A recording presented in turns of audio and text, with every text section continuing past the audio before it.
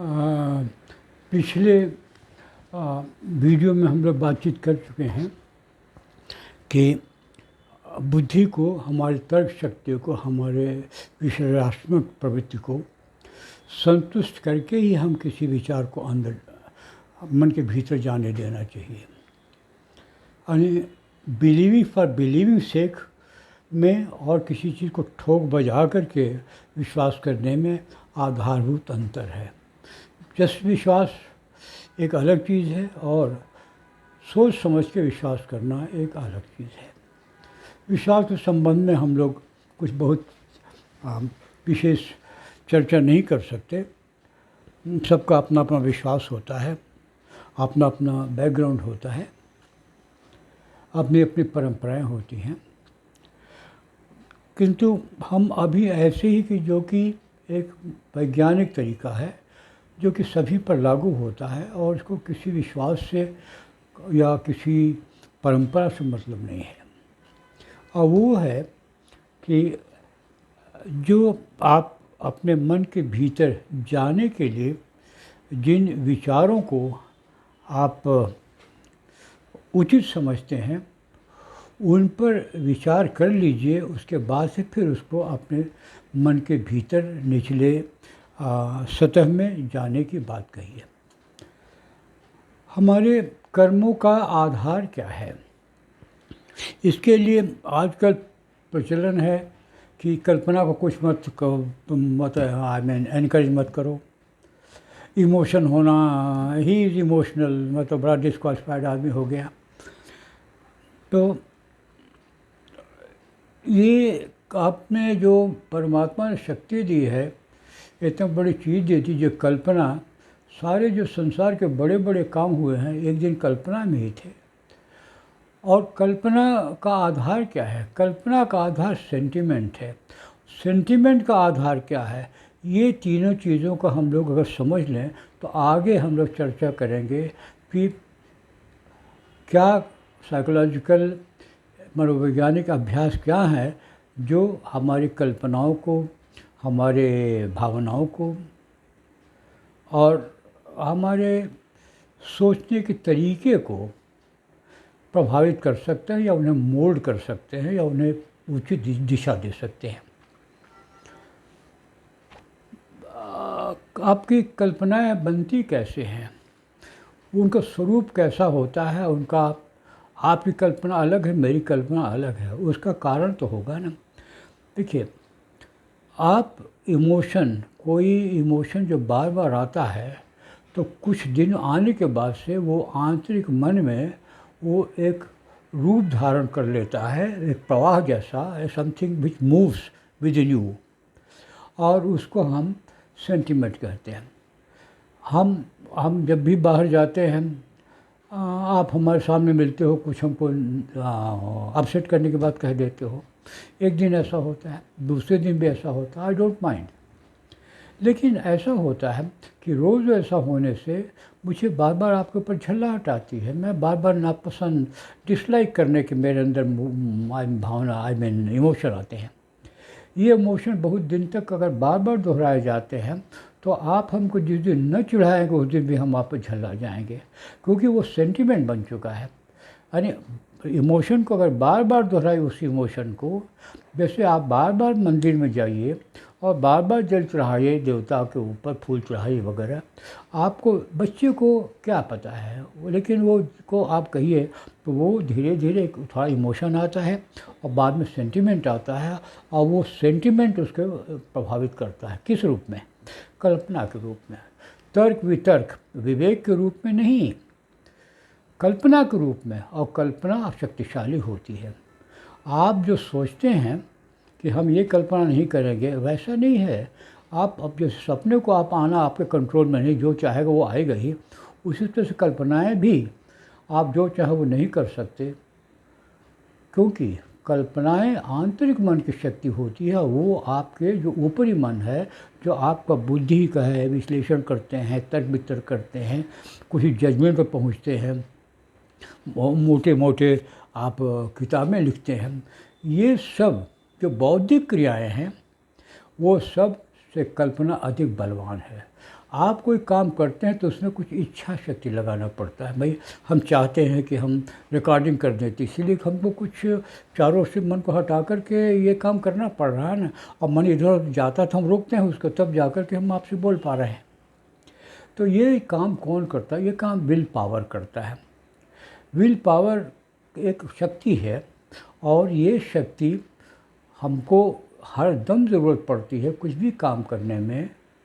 आपको चाय बनाने में भी शक्ति की ज़रूरत पड़ती है। गैस नहीं है फिर भी आप इलेक्ट्रिक हीटर से चाय बनाते हो, आप कुछ दूसरे तो, क्योंकि आप में विल है।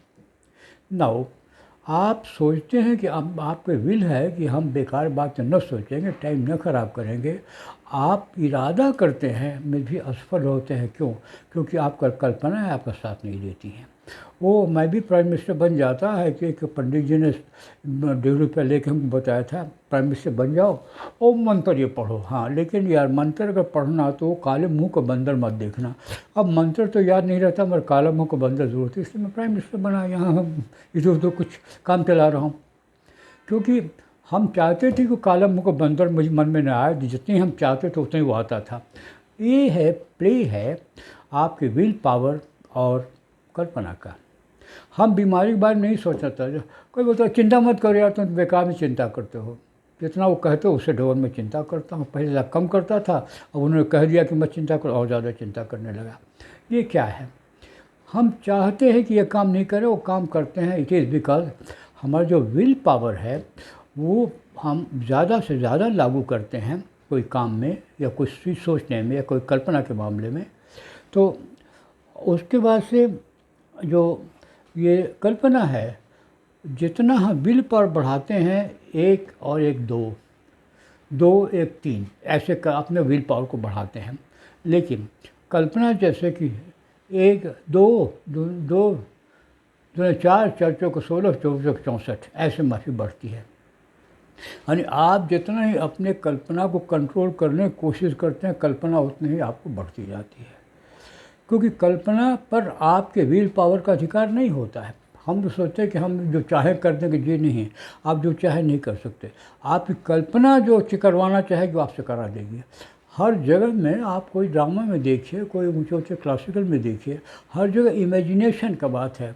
आपके शेक्सपियर के ड्रामा में देखिए, जब भी जितने ट्रेजिक चीज़ सबका सब इमेजिनेशन पहले आया है, उसके बाद से एक्ट हुआ है। तो आपको भारतीय साहित्य में भी यही बात है।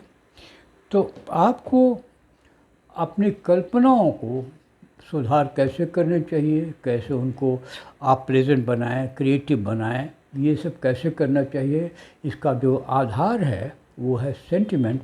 उन सेंटिमेंट में अगर आप परिवर्तन कर पाते हैं, उसको नेगेटिव सेंटिमेंट, तो हम आपके लिए बार बार गुस्सा करते हैं क्योंकि आपने तो रोज़ हमको तंग करते थे। अब तो हम आप तो चले गए, हमारा ट्रांसफ़र हो गया, और फिर भी हमको आपकी याद आती है तो हमको जी चाहता है कि आपको मतलब बहुत तंग करें। वो तो हम कहीं कर सकते हैं। Even then thought comes to me. और कभी कभी इमेजिनेशन हम अपने को पाते हैं कि हम एकाएक ख्याल आता है कि अगर मिल जाते हैं तो हम आपको खबर देते। ये अनावश्यक है, मगर कल्पना तो है। आप अपने सेंटिमेंट को, अगर आप अपने सेंटिमेंट को, जैसे मेरा आपने हमको बार बार तंग किया है तो मैं सेंटिमेंट बन गया है कि मैं आपके ऊपर गुस्सा करूं जबकि आप सामने ना हो तब भी, या जब मैं दूर चला गया हूं तभी आपसे मिलेंगे नहीं तब भी याद आती है तो मैं गुस्सा करता हूं आप पर। अगर ये जो सेंटिमेंट है आपके प्रति मैं बदल दूं तो आपके प्रति जो कल्पनाएँ आती है, जो स्मृति है कि आप कैसे हमको तंग करते थे, हम बाहर जाते थे आप कैसे मुंह बना लेते थे, ये सब जो हमारे मन में आता है, अगर हम आपके प्रति अपने सेंटिमेंट को बदल सकें तो अपने कल्पनाओं को भी बदल सकेंगे। और जो कल्पनाएं हमें एक बहुत प्रेजेंट नहीं आती हैं, हम नहीं चाहते कि वो आए, वो अपने आप ही एक प्रेजेंट रास्ता पकड़ लेंगी। ये अब आमतौर से जो इमोशन की बात बोलते हैं कि इमोशन तो जब आप सामने हैं तो हमको बार बार तंग कीजिएगा तब नहीं इमोशन आएगा।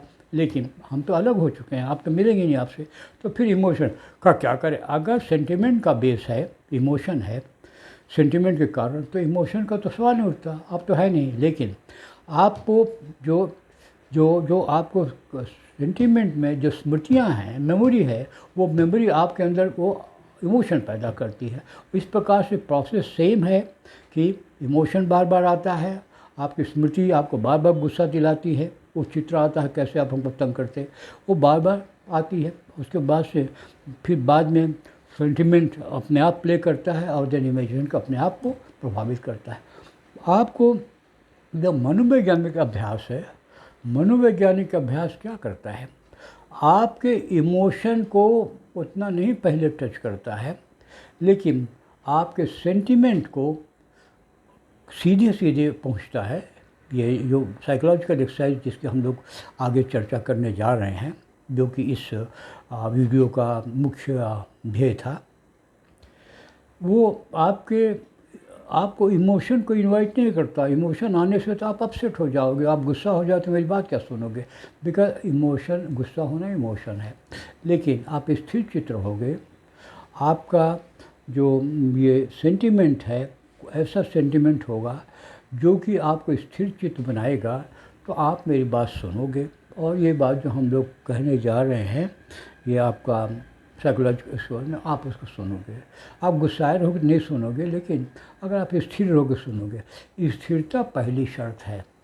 आपके सेंटिमेंट को और उसके बाद से इमेजिनेशन को एक डायरेक्शन देने के लिए आपको स्थिर चित्तता पहली शर्त है। स्थिर चित्तता बड़ी मुश्किल चीज़ है बाबा। हम कौन चाहता है कि हम गुस्साए रहें, लेकिन गुस्साए तो रहते हैं बाबा। देखिए, स्थिरचित्ता ये मानसिक अभ्यास है, साइकोलॉजिकल एक्सरसाइज है जिसको हम आरंभ करते हैं। साइकोलॉजिकल एक्सरसाइज अनेक हैं, हम स्थिरता के ही से आरंभ करते हैं। और भी बहुत से हैं जिसकी चर्चा आते होगी रहेगी। कि शांत भावना, शांत भावना क्या है, आप अव्यवस्थित 3 स्तर पर फील करते हैं। एक इमोशन के स्तर पर फील करते हैं, दूसरा आप सेंटिमेंट के स्तर पर फील करते हैं, और तीसरे आप इमेजिनेशन के स्तर पर फील करते हैं। इफ़ यू फील डिस्टर्ब, आप जब डिस्टर्ब अपने को फील करते हैं तो वास्तव में खाली इमेजिनेशन में नहीं डिस्टर्ब होते हैं, खाली सेंटिमेंट भी डिस्टर्ब नहीं होते, खाली इमोशन में डिस्टर्ब होते हैं। जो आपके पास एक गुच्छा आता है डिस्टर्ब होने का, वो गुच्छा एक भारी भरकम होता है। किसी के लिए इतना साथ में 101 नहीं होते जी, 111 होते हैं, उसमें एक और मिला तो 111 हो जाते हैं। वही स्थिति होती है आपकी। बहुत अगर ऐसा मेथड हो कि जो आपको सीधे सीधे इमोशन को नहीं डिस्टर्ब करे, सेंटिमेंट को नहीं डिस्टर्ब करे, अपना जैसा है चलता जाए, और अनजाने भी आपके सेंटिमेंट में हल्का सा परिवर्तन करे, हल्का सा कर सकता है। एक दिन में जादू नहीं हुआ जा सकता, और उसके बाद से आपकी कल्पना में उसी हिसाब से परिवर्तन होता है। तो ये अभ्यास करते करते, शांत भावना का अभ्यास करते करते ऐसा होता है। अब शांत भावना क्या है, एक प्रैक्टिकल चीज़ है, आपको सबको बिल्कुल क्लियर है।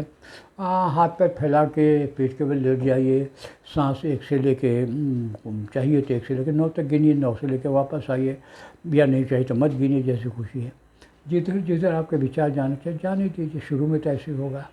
आप शवासन करते हैं, जो लोग योग आसन करते हैं उसमें शवासन का अनिवार्य है। तो शवासन क्या करते हैं, वही तो करते हैं कि शरीर की हमको देखो, वो देखो, वो देखो। ये सभी लोग, अब तो ये कॉमन चीज़ हो गई है, इसलिए हम लोग आपका समय नहीं उस पर।